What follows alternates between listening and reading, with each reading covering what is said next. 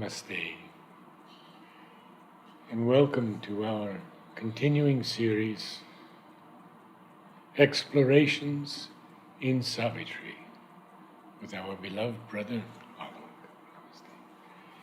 We continue in the book of the Divine Mother, the House of the Spirit and the New Creation, page 318. So, we have all these Tirupati and many other places. We have deluxe darshan and all these. So, you pay something and you are allowed admittance for the darshan of the Lord. So, here also you have to pay something. But this price is of a very different kind. I think last time I spoke about Kabira's famous lines. ये तो घर है प्रेम का खाला का घर नहीं शीश कटाए भूई धरे तब बैठे घर माही. This is the house of love, not your aunt's house. And if you dare to enter inside and sit on its floor, you need to cut your head, that is the ego, and leave outside the door. Then you are allowed admittance. So there are two kinds of admittance. One is an outer where we walk into the ashram and it's so easy, it's very symbolic. You go there, Lord is accessible to all. But if you really want to sit in the house of the Lord, belong to that, then the price is also very exacting. When someone told mother that, I want to be like Champaklal. Yes, you want to be like Champaklal? Ask him how I have trained him. So, even a small little thing, he's pulling a chair and, she would say, not like this. So, that training which one has to undergo. So, what is the requirement? People often ask, what is the requirement to come to the ashram? All the new budding ashram inmates. So, you should know. What is the requirement to bear that touch of 1,000, 10,000 volts? I had an experience once with Mother, and perhaps you can one day amplify on it. But she said to me, in a few days your head will fall off. Yes. Do not be concerned. Yes. Absolutely. Everything falls off. You carry it like a baggage then. A suitcase. Because something new has to come. So we read the price that has to be paid to really gain admittance into this new creation. Yes. Without this prize, you may be anywhere in the world, ashram, or will work in mother's room, Sri Aurobindo's room, sit at the samadhi, but you will not have that. Because that price has to be paid. And that price is, then, lest a human cry should spoil the truth, he tore desire up from its bleeding roots and offered to the gods the vacant place. We can write below these lines. This has to be practiced by experts. Don't try to do this, because what people do more often, they don't know how to do it. So they just put a cap. They put a cap over it, lid over it. And they think we have got rid of desire. So they start feigning outwardly a facade of being holy. That makes it worse. That becomes even more dangerous. So look at the movement here. It's tearing from the roots. Where are the roots of desire? In the ego self. As long as the ego is at the center, there can be no way desire can be eliminated. There is a very beautiful passage of Sri Aurobindo in Essays Divine and Human. It's in Ishavasyopanishad, Guru-Student Samvad, where he says, distrust all utopias which promise you a heaven while the roots of evil continue to lurk inside. And one of the indications of the roots of evil is that we live in dualities. As long as we live in dualities, ego is active. Good, bad, right, wrong, these are necessary for human evolution. It's not that you can discard it early. But if there is a duality, we are not ready for the utter. Yes. And it has its own place. We can't deny, that's why it is to be done by those who have reached a point where he tore desire up from its bleeding roots. If you do it, ego is the helper. Ego is the helper, ego is the bar. But look at the other movement, and what he did in its place is God's. So Mother would say that several times I have removed things from people, but they come back. Why? Because that void has not been filled by anything. Yes. In fact, many feel, oh, they become ordinary, there is a blankness, so they're very uncomfortable. So they call in those things which make them feel alive. It's very unfortunate that we feel alive only in these kind of activities. So here he has made that final thing. It tore desire. This is the price he has paid. And then what comes? Thus could he bear the touch immaculate. Otherwise, we'll only experience the outer surface. Mother's description earlier, she says that she took all beings and took them along with her, but none could come near her. Only her outer surface bore their charge. Yes. None could come near when she is on the quest. Because who can come near? Yeah. The best example I give when people say that, being near mother. Now, being physically near mother, then mother's physical husband was near her. What came of him? A complete crash. You have to be inwardly near. That's very difficult because the price you have to pay is enormous. So that's what we read. It's a powerful lines to meditate upon. Thus could he bear the touch immaculate. A last and mightiest transformation came. Now this is summarizing the whole process of Ashwapati's yoga up till now in the next couple of passages, when he is ready for the final supramental, that new creation. So the psychic and the spiritual transformation which he has experienced at points of time is being summarized here. So what is the psychic transformation? His soul was all in front like a great sea, flooding the mind and body with its waves. His being spread to embrace the universe, united the within and the without, to make of life a cosmic harmony, an empire of the immanent divine. So the soul in front, discovering the soul is not enough.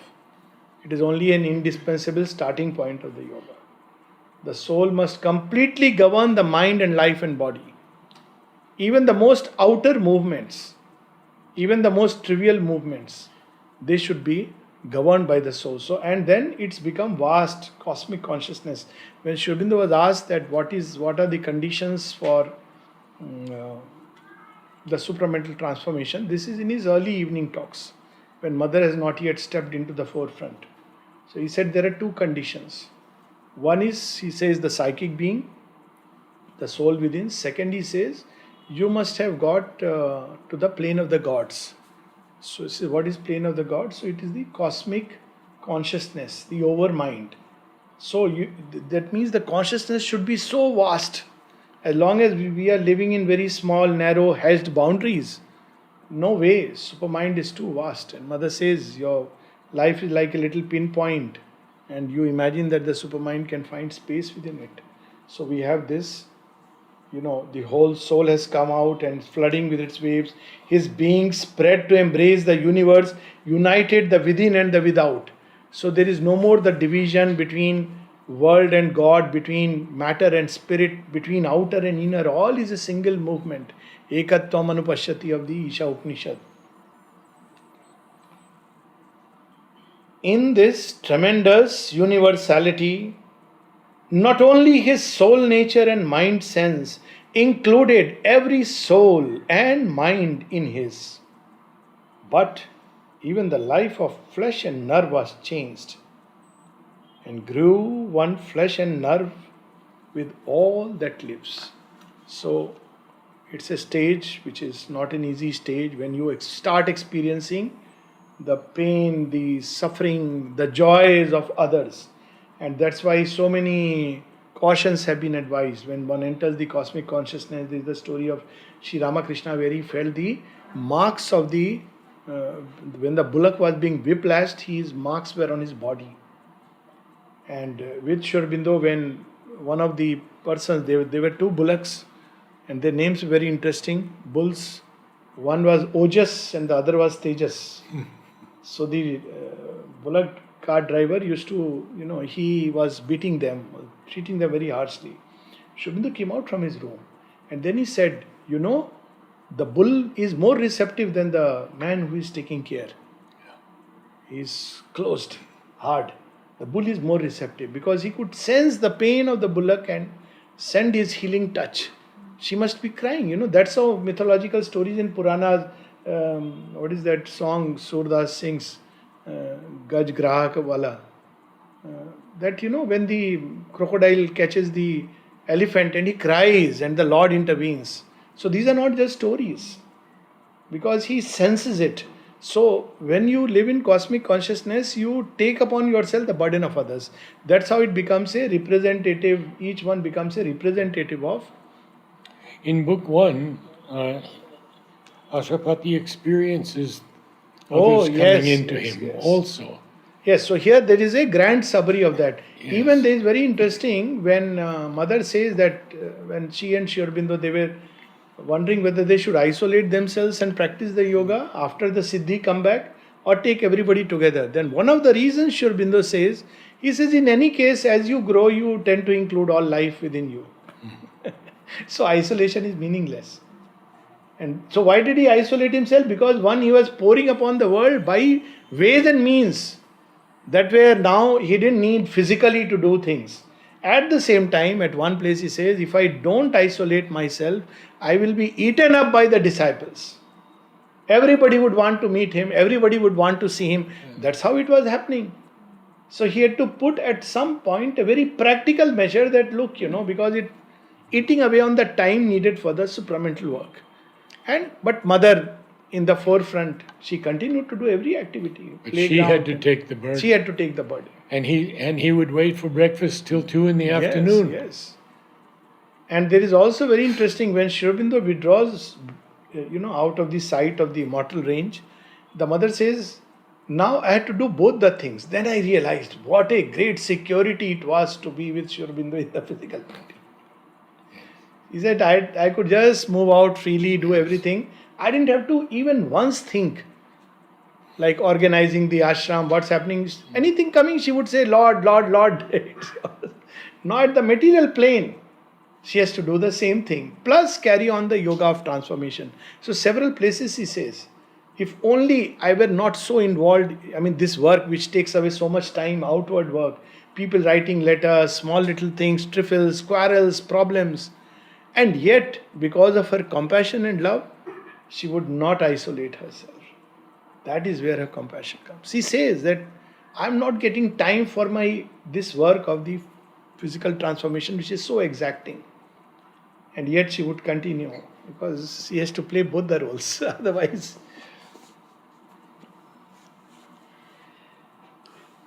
he felt the joy of others as his joy. Yes.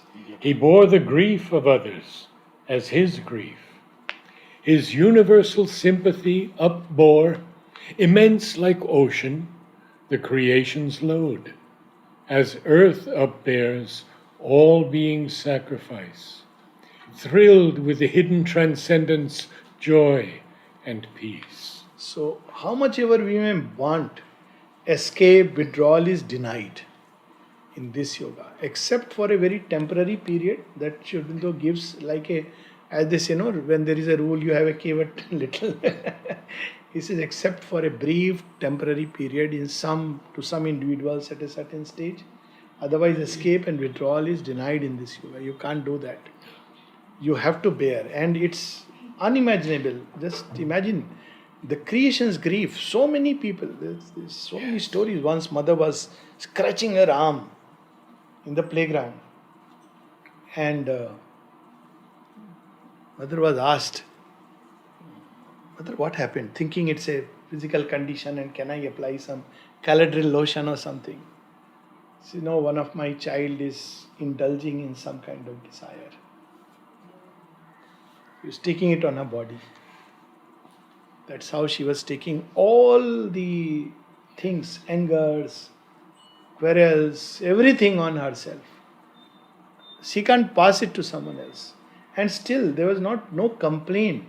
Except once when Sri Aurobindo withdraws, the mother writes, it was the lack of receptivity of people in the ashram because of which Sri Aurobindo had to withdraw.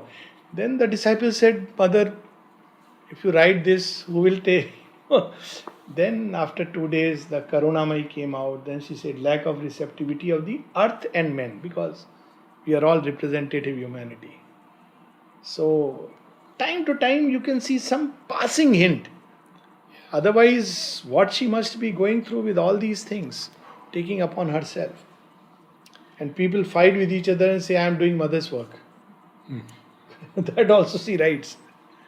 They are fighting with each other and they are saying, we are Jhanda leke, we are standing for truth. What do they know about truth? So look at this vastness. There was no more division's endless scroll. One grew the Spirit's secret unity. All nature felt again the single bliss. Shobindo describes this when he speaks of Dr. Manilal. When he comes and he asks him, Sir, what do you mean that when you say that, all is Brahman? Then he says, for example, when I see you coming, then I see it is Brahman which is assumed your form and is entering the room, which is Brahman, and coming in contact with this consciousness which is Brahman. So he sees simultaneously. And one of the places beautifully describes is that little poem which goes often unnoticed on Kiki the cat, where he speaks of the miracle of the fur-footed Brahman. And it ends with whether she is a spirit, a woman, or a cat. This is the mystery I am wondering at, because you can see simultaneously all the layers of reality. Not just that all is Brahman, like that which Isha-Vashupanishad cautions, that is another kind of darkness. But he can see the divine truth, the divine, immanent divine. He can see the unfolding of the spirit. He can see the form, the personality it has assumed, the psychic being, its role, purpose, all these together, what it must be. So that is the bliss. There was no cleavage between soul and soul.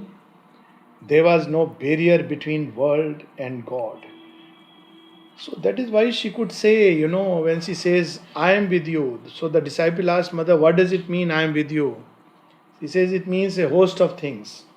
One of the things she says that when you drown, I don't stand on the shore, I drown with you.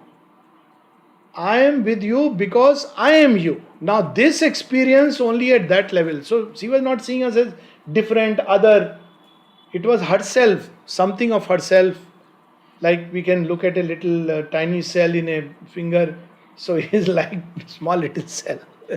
We must be corrected, because of the totality. So in the cosmic consciousness, that is the experience. Of course, she transcends that. Then that's a different thing. But when you enter the cosmic consciousness, another place she describes, she says, people think that divine is very cruel. He has left us to suffer while he enjoys. He says it's not true. He takes the entire suffering upon himself. And that is there in the Gita, and people don't understand that it is in real earnest.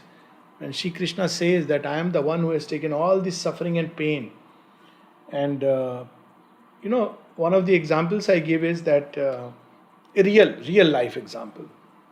You see, Second World War, First World War, so many imperialism, freedom movement, so much pain and suffering. If you really look at the first 50 years of the previous century, unimaginable pain and suffering. Look at after 50s. What happened? Life, people should have been drowned in that suffering for the next maybe couple of centuries. We don't understand it. We take it as natural that, we are breathing in a new world and all the changes have come. Space age and moon landings and technological advancement and human beings talking of bonhomie and peace movement. How it all came. Somebody absorbed it entirely within himself. And that is the secret of Sri Aurobindo's departure, if you may use the word. Yes. We can't even imagine. But I find it unimaginable that there were such horrors right in the 40s and 30s. Such gory things like Jallianwala Bagh and right in India we have witnessed, and many other subsequently Mao's, and all these things have happened. Where is all this gone? There should be some imprint. But the divine absorbs all this and leaves it like cleanses it. So this is the working of the divine consciousness. Overpowered where form And memory is limiting line. So interesting. Our memory, you see, it is very interesting. Memory limits us.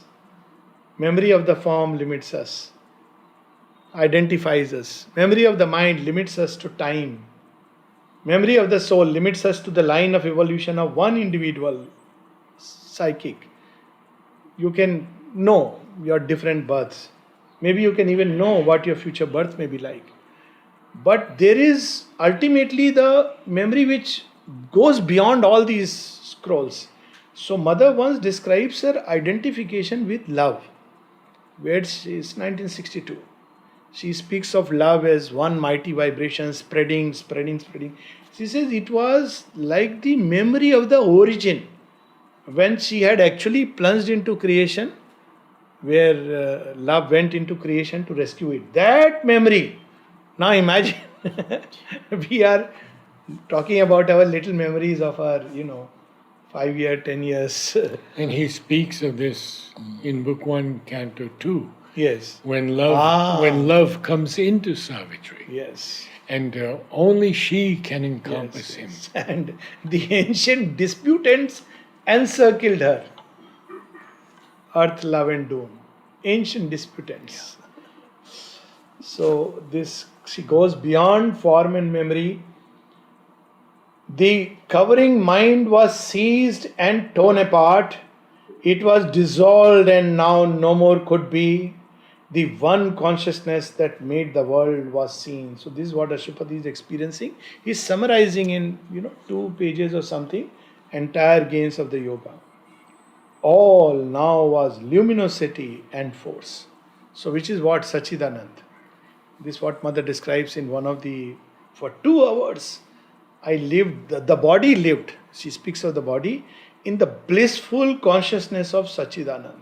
And she speaks of that the whole body is experiencing an entire luminosity and force. I think no one else has ever done it. Bodily it was impossible. No. Only in the inner being people have experienced in some moments of trance. Yes. Bodily impossible. So body gets convinced, oh, this is so beautiful. She says, but it's again when it comes back, it is not able to hold it for long. So this was her problem. She had made the body taste immortality, ananda, sat, everything. But it cannot hold it because after a time it burns off. It's true. It's made of that matter. So that matter must change. So that's why the long process. Abolished in its last thin fainting trace, the circle of the little self was gone. This separate being could no more be felt. It disappeared and knew itself no more, lost in the spirit's wide identity. So, the practical side is everything that strengthens our ego self is not good for the sadhana. And everything that helps to blow it off, including all the so-called blows, is actually good. So that's why all that strengthens the separate being. The worst kind of strengthening is aap mahan ho. Means 6 foot deep ditch is being dug. All these, I often say this, people who seek rewards and all these things, it's a dangerous thing, You have to forget yourself. The first thing, as long as you remember, and it's because of memory that you come back into everything, these habits and all this, because of the memory self. But look at, when Sri Aurobindo, Nobel Prize, he was being nominated. So when he was not given the Nobel Prize and Gitanjali was preferred, Mother said, thank God. Yes. These were her words. And she explains. Why? Because it means that all kinds of all and sundry, now Nobel laureate. Imagine writing Nobel laureate before Sri Aurobindo would look so cheap. Sri Aurobindo looks indefinable, majestic, mysterious. You take away the mystery when you say Nobel laureate. Bharat Ratna. You have gone beyond the consciousness of the world. What is Bharat Ratna? But that is what, ambition. So all these things, everything that caters to your ambition that's why Mother says is dangerous to sadhana. Two things, the sexual and the ambition, they stand at the same level. Ambition particularly because she has said, has been the undoing of many yogis. Even the fact that you want to be called a yogi or recognized as a yogi is so dangerous. So now Ashupati has got free from all that. That's why there is no Yogi Raj before Sri Aurobindo, no Maharshi, no Mahayogi, nothing. Shuddho Sri Aurobindo. And it has such a power in it. Actually, I feel that, Kapali Shastri says, people don't realize who the mother is. He says she is not a saint. Sage at one place he says also, I am a very unsaintly saint. She laughs. See, I don't want to be a saint. That was something which, she is born with. Then she says that, then Kapali Shastri says that she is none of these. She is not even a yogi or not even an avatar of the traditional understanding. She is beyond all this. The moment you say, you limit Guru, out of question. When somebody asked mother that about Guru, says, why you want me to be a Guru? I am mother. The mother means everything. Guru will teach you something and you follow it. Now it's your baby. If you can't, he will say, well, I am helping you, but your karma. But mother, she will take the karma on herself. So, mother is mother after all. If necessary, she will give you a nice slap also. Sometimes scrub you with super rin, divine super rin ka chamatkar. Dekhiye baar baar. Every time you roll in the mud, she will clean. Because she may scold you, but ultimately she will clean. She will say, okay, I'll get you a new dress because mother is mother. What will mother do? She can say that, don't dirty your cloth, but she will not abandon the child. That is how it is. In the ashram, the board that Devashis does, they had this quote from Sri Aurobindo: God is most cruel when he loves the most. Yes. Aphorism of Sri Aurobindo. You've seen those, yes. Yeah.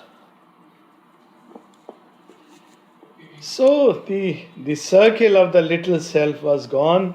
The separate being could no more be felt. It disappeared and knew itself no more, lost in the spirit's wide identity. His nature grew a movement of the all. And look at, such a vastness. People wanted in Chandanagar, they started a center. Mm-hmm. One of the first centers. Yes. And what did Sri Aurobindo say? He says, there is nothing of mine there in Chandanagar. And you know the reason? Because Motilal Roy became a guru. So if you actually go there, they actually have a statue of Motilal Roy and his wife as the gurus to take them to Sri Aurobindo. Yeah, it's a fact. That's why he turned away, because suddenly one day the door was closed on him. Come through the mother.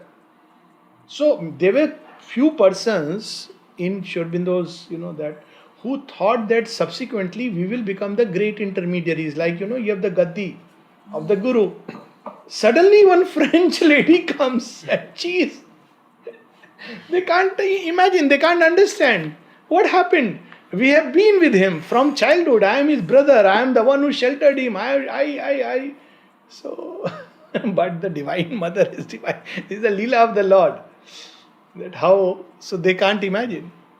People must have wondered even when, Sri Krishna chose Arjuna or Radha becomes his divine consort. None of the queens. But a white Rukmani, lady... Satyabhama, nobody. It is Radha. So how they must have felt similar. Especially a white lady from White Paris. lady from Paris. And Yes. a number of them left. Yes. Far from being the typical idea of a renunciate sannyasin who would dress up well and, what a dignified look she must have. Even I've seen the mother's granddaughter, Purnadi. Pune, yes. One thing I remember about her, what a dignified beauty. Absolutely. What a grace and charm, even in her walk. And I could imagine, whenever she would take me along, I would think of how the mother would have, What a dignity with a little purse in hand, just the right perfume, Not too much, not. I have never seen anyone, with that kind of sense of beauty in dress and everything. And she would just say the right word after listing everything. Something of the Divine Mother of that aspect had gone into her. And of course, so happy because she shared a birthday with mine. Oh, wonderful. It was so beautiful. Down to earth, very, very close. With all that, nothing like that ears. Nothing like that. Very, very normal, very friendly. She could watch things and cut a joke. She would say, "Look at these people, what they are doing." And they would say, "Do you understand, Alok, what they are doing?" And I would say, "No, Purnadi, I can't understand." Yes, I know. But dignified. So I often wonder, how the Divine Mother, because something of that, little tall and, must have come. How she would have walked and how people would have reacted, because our idea, typical idea of a saintly, holy person. But look at, the consciousness in which one rises. His nature grew a movement of the all, exploring itself to find that all was he. Where is the line? All was he. This is our artificial way of looking. Even when the Divine destroys, he does with compassion. It's like you do a surgery on a little finger of your own because it's needed, but it is still yours. You are never abandoned. That is, in Ramayana, Mahabharata, so many stories like that. You are never abandoned. There is something in you which is a portion of the Divine which the Divine always keeps and values. His soul was a delegation of the all that turned from itself to join the One Supreme.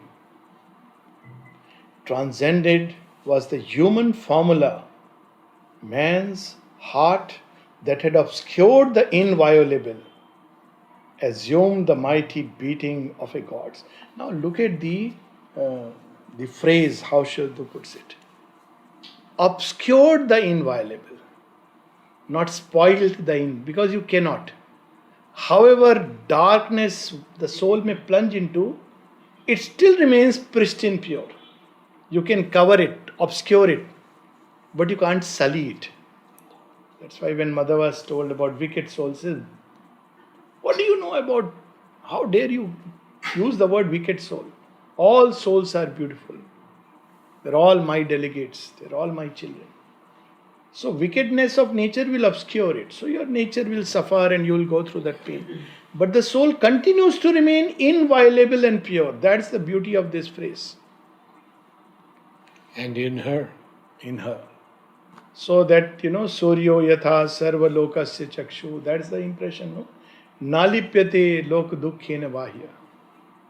It sees all things. The sun shining in the sky. Somebody commits a robbery using that light. Somebody saves someone using that light. Somebody feels an intense heat. Somebody feels the cooling shade, warmth of the sun. And yet, the sun is not affected. So same way, the inviolable, this word is so beautiful, that man's heart obscures the inviolable because its heart is tied to so many strings ignorantly. Assume the mighty beating of a god's, his seeking mind seized in the truth that knows. His life was a flow of the universal life.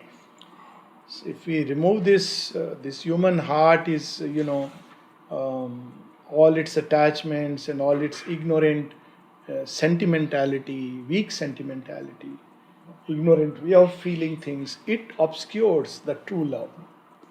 And this mind with its incessant, constant movement of thoughts that prevents the truth, one truth which is above. He stood fulfilled on the world's highest line. Now comes that point that all this has been done in him. It's like a grand summary. Even the last traces are fulfilled. Already we have the experience of the descent, which Ashapati in between leaves aside and enters into this great journey. Now the whole psychic and spiritual transformation has been complete. And what is he waiting for? awaiting the ascent beyond the world, awaiting the descent, the world to save. So he stands on that line fulfilled. His splendor and his symbol wrapped the earth. Serene epiphanies looked and hallowed vasts surrounded. Wise infinitudes were close and bright remotenesses lane near and kin. So what was happening was, now he is waiting. Where is he waiting? He is waiting that highest, beyond the highest line of the world, for the supreme, the transcendent. So now when you are waiting for the Lord, there will be many of his messengers will come and say, sir, please take this sharbat, this is exquisite. You don't find it in the world. Some gods will come, wise infinitudes, and they'll say, sir, are you comfortable? So, but you have to wait for the ultimate. There is a very interesting story when mother goes inside. Shri Krishna and mother are pacing together. Shri Krishna has come to meet Shri Aurobindo. So mother goes inside too. Because Shri Krishna is there. She says, Shri Aurobindo is lost in pulling down the supermind for earth. So imagine.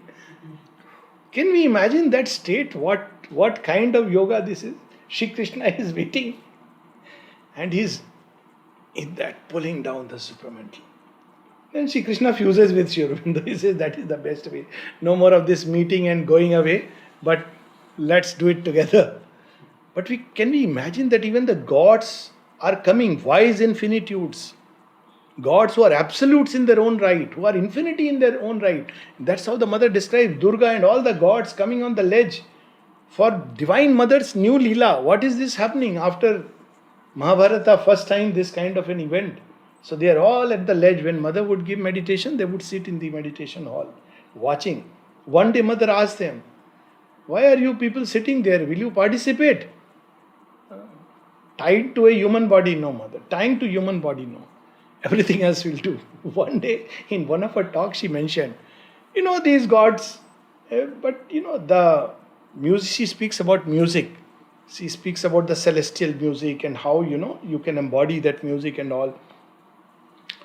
She says human beings can know this. Many of the gods, they are not aware of this music. Then suddenly she says, next day Saraswati came to me, says, but I have the veena. Shri Krishna came, that I have the flute. So some of them came and told her, but mother, she said, yes, I know that. Look at telling your children, yeah, I know that. I didn't mean it this way. What a play she had with the gods. All these, when somebody gave her Badrinath, that Narayana, and she had little Ganpati on her tissues she used to keep by the side. And for her, they are all living. So when Narayana came, then there was a bit of a problem. She said, Badri Narayana is a mighty god. He is sitting on the mountain top. He can't sit just with, anyone. So she had to tell him that, he is a very beautiful child. You know him already. And she put him. Then she took Ganpati in her hand and explained to him. Then she put them so that they live harmoniously together. So what Ashwapati must be experiencing is something like that. All the great gods coming to him and offering him the symphonies, the music, all this he is experiencing. Serene epiphanies looked and hallowed vasts, because he is waiting at that gate. So serene epiphanies, sudden visions, floating in front of his eyes, disclosures, marvels. Ephemeral voices from his hearing fell, and thought, potent no more, sank large and pale, like a tired god into mysterious seas. So when someone asked Shri Aurobindo once that, we missed a line. Yeah. Sense failed in that tremendous lucency. It's no more your, the five senses, but something else operating. Ephemeral voices from his hearing fell, and thought potent no more, sank large and pale, like a tired god into mysterious seas. These ephemeral voices, once Dilip Kumar Roy wanted Shri Aurobindo to listen to his music here, there, and it was arranged down below. And the time was told. Shri Aurobindo is there. And he went into some state. So after everything is over, how was it? He said, what was it? Music. Which music? It's all gone. Inayat Ali Khan, he was a mystic musician. He came to ashram and he wanted to offer music to Sri Aurobindo. But Sri Aurobindo, you can't meet him. So it was arranged that he will do it downstairs and Sri Aurobindo will come on the window and he will hear.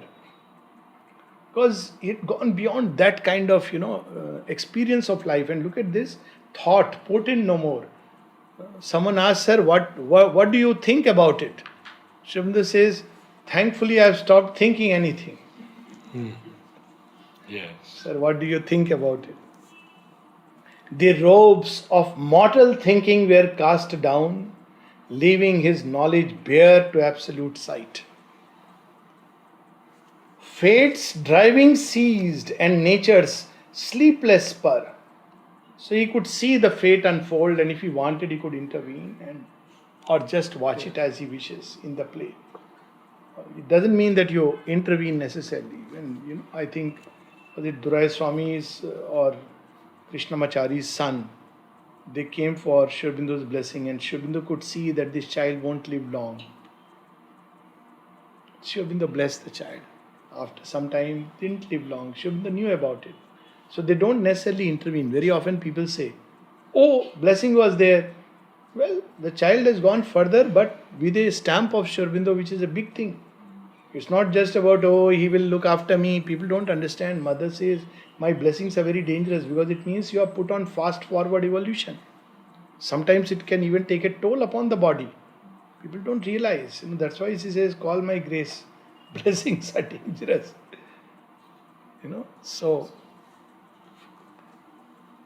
So he could see fate's driving wheel. The athlete heavings of the will were stilled in the omnipotent's unmoving peace. So, but when he wanted to do something, it's no more like you have to put out a will and do it. It was just done. He saw and it was done. That's it.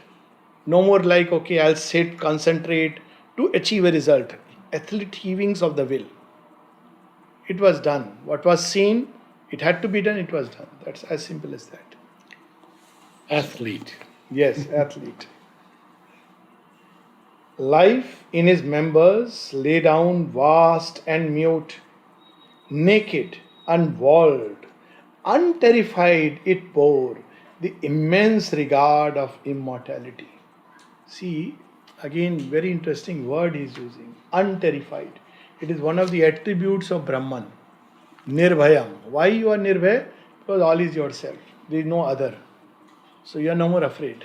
So, unterrified. That is immortality. When you are beyond all boundaries and walls, this is the immortality of the Upanishads, that you are living in a vast, infinite consciousness. So what we call as death is simply you are just moving from one room to another room. You don't call it death. If consciously you move from this room to another room in this house and to another room, you don't say you are no more. You are completely conscious and then you come back into this room. So, in the Upanishadic sense, immortality is one with infinity. And when you enter that state, fear goes away, because fear is always because of limitation. The more limited a being, the more afraid one is. Acute egoism is excessive fear, leads to excessive fear, and of course depression. And the vaster you become, you are freed from this. So last 4 lines we'll read. The last movement died and all at once grew still. A weight that was the unseen transcendent's hand laid on his limbs the spirit's measureless seal. Infinity swallowed him into shoreless trance. Now, every word is just perfect.